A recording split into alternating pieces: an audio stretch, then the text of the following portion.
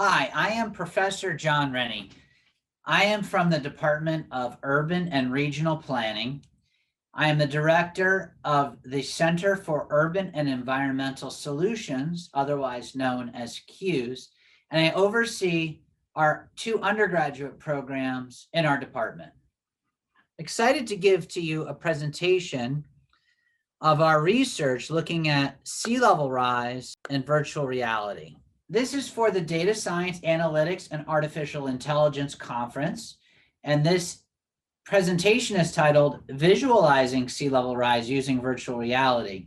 Our research is from Florida and Hawaii, and this presentation includes work that I put together with my colleague Serena Hoermann, who is the assistant director of my center. The work was also done in collaboration with three of our recently graduated graduate assistants, Amir Collini, Lency Jean-Louis, and Stephanie Mayorga. The study was funded in partnership with Louisiana State University through the Maritime Transportation Research and Education Center at the University of Arkansas, funded from the U.S. Department of Transportation. We also collaborated with the University of Hawaii and the Illinois Institute of Technology in this study.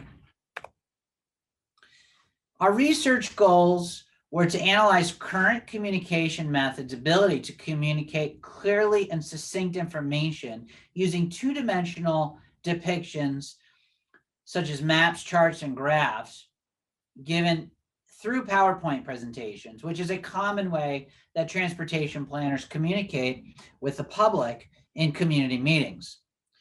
We wanted to test if either augmented or virtual reality immersion would assist community folks better understand the extent of the issue of sea level rise facing their communities in our study area, which started in Fort Lauderdale and then also included for Waikiki, Honolulu.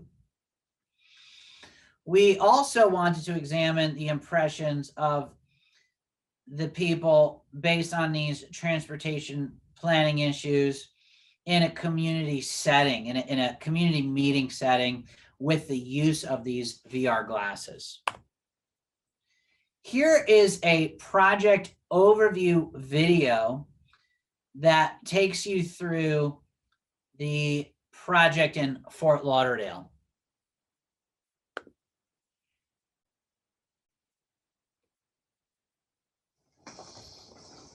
Hi, I'm Dr. John Renne. I'm the director of the Center for Urban and Environmental Solutions at Florida Atlantic University. We are working on a project funded by the U.S. Department of Transportation on visualizing sea level impacts for transportation planning. Mapping various sea level rise scenarios can help us to identify areas of potential risk and aid in planning for a resilient community. Our study area is a well-known shopping and dining district in the heart of Fort Lauderdale. Las Olas Boulevard is home to fashion boutiques and art galleries, bars and restaurants, and sidewalk cafes. We focus on a 2-block stretch between Southeast 9th and Southeast 11th. This project will take two-dimensional data and translate that into a three-dimensional model for a particular street. That's important for planners to be able to have a conversation with residents and stakeholders, including business and property owners, for them to be able to better grasp what these impacts will be in the future. Using NOAA's high projection curve for the year 2060, we see the New River overflowing its banks. In the year 2080, we see Las Olas Boulevard severely impacted with up to 10 inches of water. Vulnerable roadways are marked in red. In the year 2100, Las Olas and areas surrounding the New River are completely underwater to a depth of as much as 37 inches. For our study area, we created 3D laser scans, 360-degree photos, and models using SketchUp, AutoCAD, and other tools used by architects to render three-dimensional representations of buildings and other features. We imported these into both the HoloLens augmented reality and the Samsung virtual reality environments. For this virtual reality demonstration, we show Las Olas Boulevard using a 360-degree photo within Samsung VR Gear goggles. In the year 2060, we do not yet see the impact of sea level rise within our two-block study area. However, we know from the projections that over the next 2 decades, the impacts will be visible. In the year 2080, we see Las Olas severely impacted. The water is over the ankles of pedestrians and over the doorsteps of our Las Olas shops and galleries. In the year 2100, pedestrians and cars cannot access the area, and businesses cannot operate. We hope never to see the water at this depth in our streets.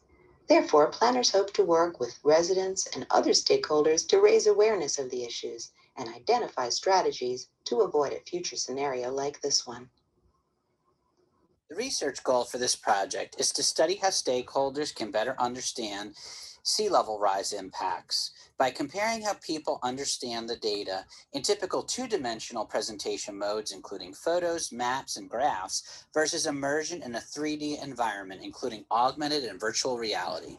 Utilizing the immersive technology allows us to see what the future will be like if we don't sit down and think about the sorts of solutions, including infrastructure, financing, design, and other solutions that will need to be implemented in order to avoid the worst case future.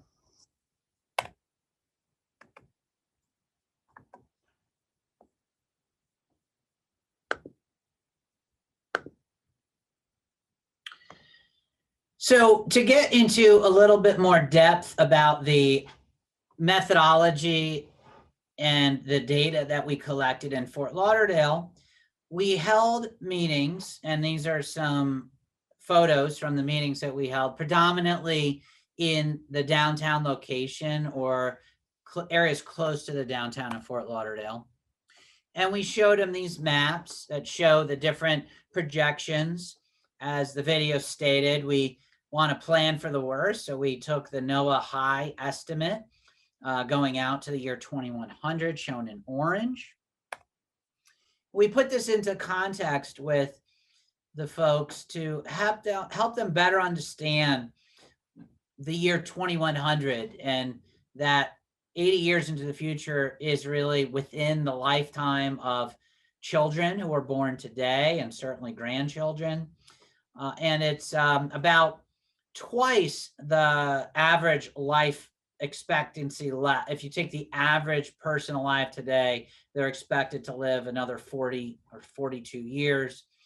And it's about twice, the average life expectancy for those alive today. And it's about 3 mortgage cycles away, if we want to put it into context of a property investment.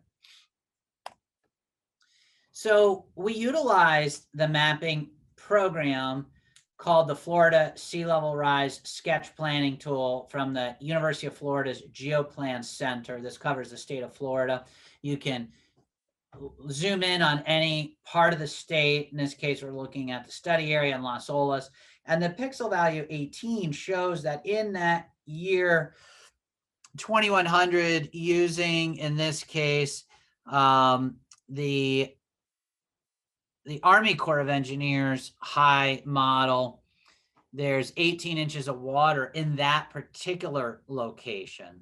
So this takes into consideration local topographic variations. So it gives you projections right down to the, to the actual location on the map, the actual place on the street, to be able to get an accurate forecast for that particular spot. This right here was not presented to the public, but this shows you a little bit about what we did in the study to determine whether we should use augmented reality or virtual reality. For the augmented reality, which is shown in this image here, we used very extensive laser scans of the study area, we imported them into the software called Scene, and then tried to bring this into the augmented glasses using Unity, which we were able to do. I personally didn't do it because I'm not a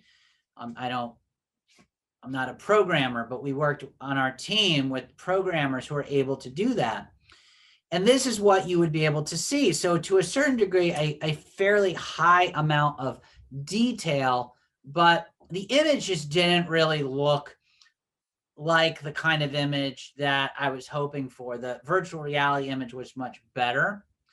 And also augmented reality takes images and puts them into the room that you're in. So, you know, the benefit of augmented reality is to be able to put a hologram into a room that you're in so you can interact with it. In our case, we were meeting with people in meeting rooms and wanting to put them into the Las Olas street. And so the augmented reality didn't benefit us because we wanted to immerse them completely in the street. And the benefits of virtual reality is that it actually depresses all of your senses to what's in the room around you and takes you into that virtual environment, where augmented reality allows you to take the elements in the room that you're in and to be able to interact with the holograms. And in our case, the virtual reality was better for many reasons. And the graphics was one of those big reasons. I do think there would be a benefit to using augmented reality if we could bring people into the field and put on glasses and show them what it would look like. But the current glasses on the market for augmented reality currently don't allow for outdoor use all that well. So there may be applications with augmented reality using smartphones that others have done, but not we haven't really experimented with the smartphone technology yet. But going back to the virtual reality, we were able to show people this image, which is a 360-degree photo that you saw in the video, and let them look, you know, in all directions, all around them with the glasses on, be able to see what it looks like today. And then you saw that computer-generated model of what it looks like in the future. So we had about 75 people in Fort Lauderdale complete a series of 2 surveys. They completed one survey after looking at the 2-dimensional maps, PowerPoint, and then they complete a second survey after putting on the glasses. These here show the distribution of age, education, and race, and whether or not they live in the study area or work or own property in the study area. We found universally throughout the study that it significantly increased the comprehension by about 40%. This is overall. And it somewhat increased the comprehension by about 37.8%. So about 80% of people felt that it somewhat or significantly increased their understanding of the impacts of sea level rise in comparison to looking at the 2D maps and charts. This is very interesting because we're not showing them data that's different from before and after. We're showing them the same data, just depicted in a different way. And that virtual immersive way clearly helps people understand these differences. We asked them a series of Likert scale questions, whether they disagreed or agreed. And we found pretty significant results that after the exercise, people felt that they could better understand the data shown in the maps. They could better understand the data shown in the charts, the data shown in the presentation. Those are the top three questions there. Then we asked them if the VR presentation provided them with new information on the topic of sea level rise. And we had 37.8% say they somewhat agreed, and 45.9% strongly agreed. But in fact, they were not actually being shown new information because the information that they were shown was the same as what we showed them in those maps in that first part of the presentation. So visualizing it helped them to think that the data was new, even though they had actually seen it before. Most of the people did not feel it was an uncomfortable experience, although some did report feeling some discomfort using the virtual reality. That was also part of our IRB protocol because there can be some nausea or some vertigo type symptoms by using virtual reality. And we did see that about almost 25% of the people had some discomfort using it, but most of the people, vast majority of people did not. Most of the people, only 2.7% said they would not participate in it again. So whatever levels of discomfort it brought, the vast majority of people agreed or strongly agreed that they would do it again. And the vast majority of people felt, this is very interesting, that it would motivate them to be more engaged on this topic. So even though, they went through this immersion and they depicted what the future would look like, it not only gave them information, it actually motivated them to potentially think about what they could do now that they've seen it, more or less with their own eyes. And one thing that I will state that's not shown in any of the charts or graphs in this presentation is just the experience that people had when they put the glasses on. Every single person, by and large, was just kind of floored. It was very common for people's jaw to literally drop open and be like, wow, right? Because this was a street that they're familiar with. They use the street on a regular basis. And then to see that street flooded to that extent within a lifetime or two was very shocking for a lot of people. We also wanted to understand how responses varied by political affiliation. So we had about half of the people were on the left side of the political spectrum and about half the people on the right side of the political spectrum. So that was a relatively normal distribution, slightly more on the left side, which you would expect for Broward County, since it tends to have slightly more liberal voters or Democratic voters and Republican voters. But what was interesting is the findings that we discovered. 6 people who identified themselves as being on the right side of the political spectrum stated that they disagreed that sea level rise is a major threat to residents and businesses located in the study area. That was after they took the first survey. But then after being immersed in the VR experience, 2 people changed their mind.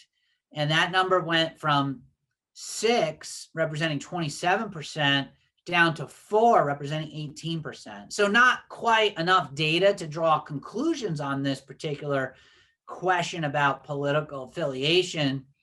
But still, when you look at the total sample, 46 respondents strongly agreed that sea level rise is a major threat, and that went up to 50, representing 68% of the responses strongly agreed after the immersion. So there was some evidence that the VR experience motivated people more so to feel that they could potentially overcome whatever political bias they may have in doing the immersion.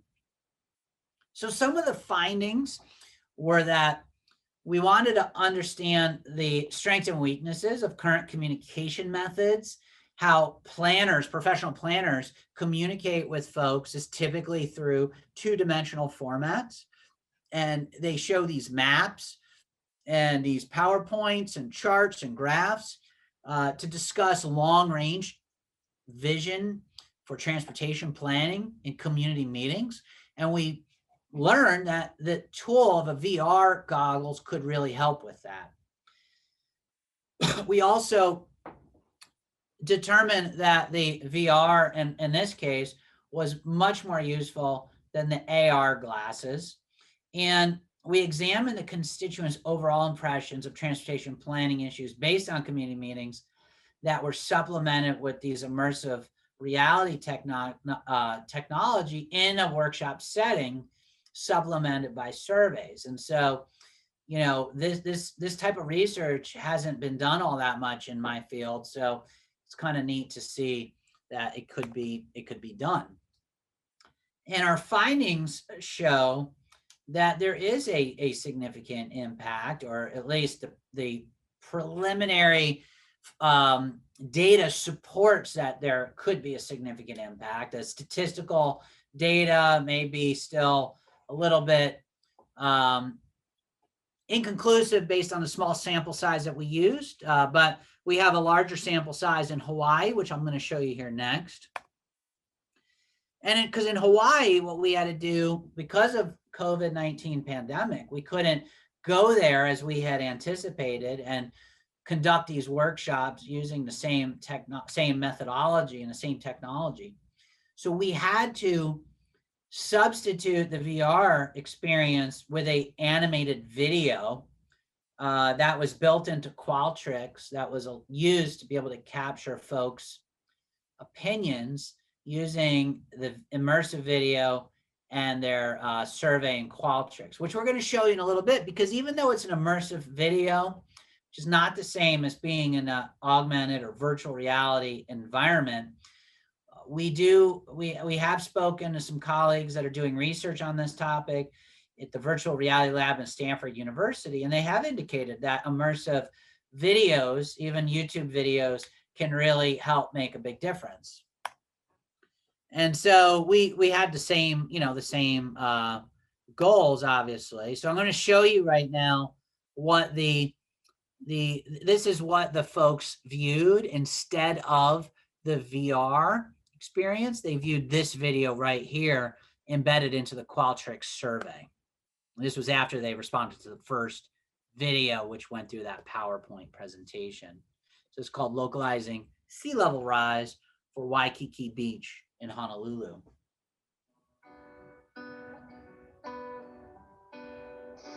Honolulu, Hawaii welcomes visitors from around the world. Our study area is a well-known shopping and entertainment district located on the south shore of Honolulu.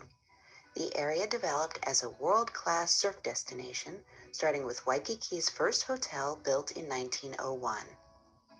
Today, Waikiki is Oahu's main hotel and resort area. The economic impact to Hawaii of Waikiki Beach was recently estimated at $2.2 billion a year. We are looking at an area about a block from the beach, Liliuokalani Avenue and Kuhio Avenue. Using sea level projections from NOAA, the National Oceanographic and Atmospheric Administration, and from the Pacific Islands Ocean Observing System, we examine scenarios for present and future flooding. We like to hope for the best and plan for the worst, so we'll look at the NOAA high projection. At present, we see no water in the streets resulting from sea level rise, and no impact to the Waikiki resorts and businesses. That would not be the case for this area in the future. Taking the year 2000 as a baseline, under the intermediate scenario, the NOAA Local Relative Sea Level Curve projects the water to be about 3 to 4 feet higher by the end of the century. This would likely result in water up to the calves or knees of pedestrians and over the doorstops of our Waikiki shops and restaurants. Cars cannot access the area, and businesses cannot operate. We hope never to see the water at this depth in our streets.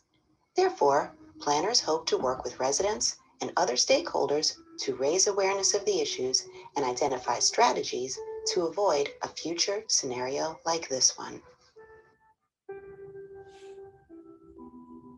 Please continue to the second survey.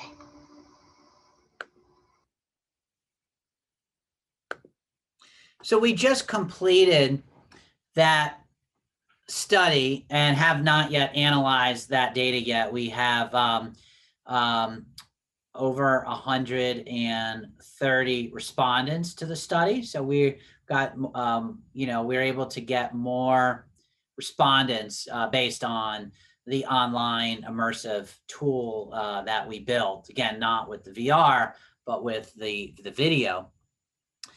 And the general findings of our research show that these tools, these VR immersive environments, can be used to engage in community planning with residents and business owners to help get a better understanding of how they can visualize this future.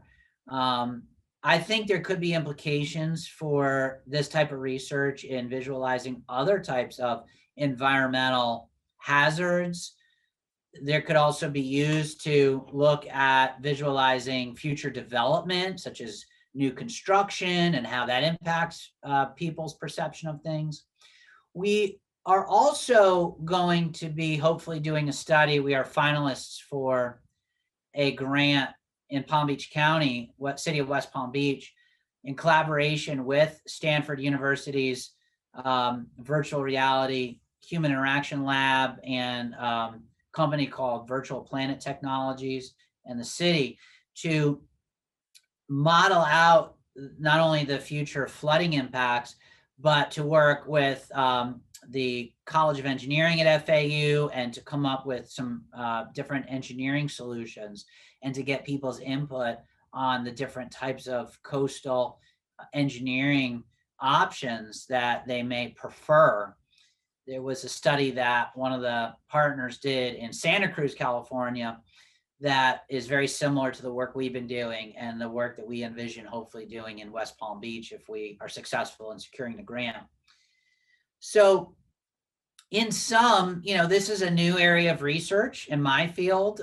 Virtual reality hasn't been used all that much. It has been used a little bit, but to use it as a way to both engage with communities as well as be able to use it as a research tool for better understanding the environmental impacts and potential solutions. We think this has a lot of promise moving into the future.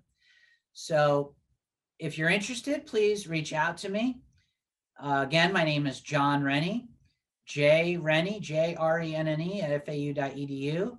My colleague, Serena Hoermann, we are the director and assistant director of CUES, the Center for Urban Environmental Solutions. You can also get our information on our website, cues.fau.edu. And I look forward to some dialogue and discussion. Thank you very much.